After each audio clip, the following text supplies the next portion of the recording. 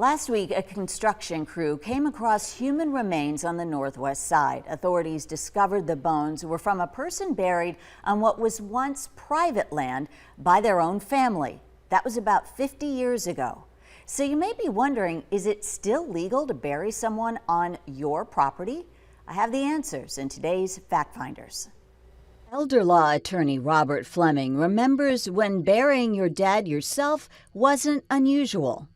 It can be done, however, and it is done pretty regularly, and it used to be done very regularly.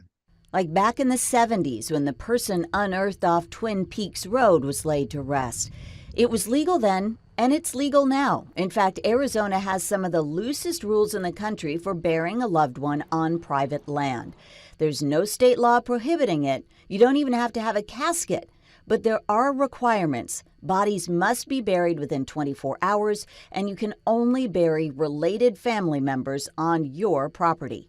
So let's say you lose a loved one and you want to bury them on private family land. First, you'd have to create a map of that land and where the burial will take place. You'd have to record that with the deed at the recorder's office because you're essentially creating a private cemetery.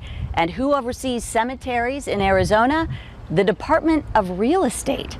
I got in touch with the commissioner who told me the ADRE regulates the sale of plots in commercial cemeteries, but he said, I do not think we are the right agency for you to interview for your story on burying a loved one on private land. They don't issue certificates for that. So I asked Pima County and was told the recorder's office also is not involved in authorizing burial, though it records the site. Instead, where you get a death certificate and may have to get a permit to release, transfer, and bury a body is the Department of Health's local vital records office.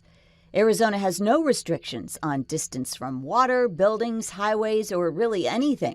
Fleming says you'd be wise, though, to check the zoning anyway because, well, things change. Imagine if you bought a property and you were putting a new garage or adding an addition to your house and you dug up human remains, how horrifying that would be for you and how disrespectful to the remains.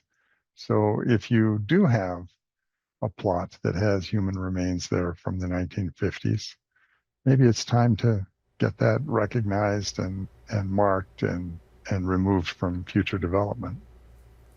Cremation and human composting, green burial, have surged in popularity lately. On this, Arizona has no state laws governing where you may keep or scatter ashes on private property, but you cannot perform the cremation yourself.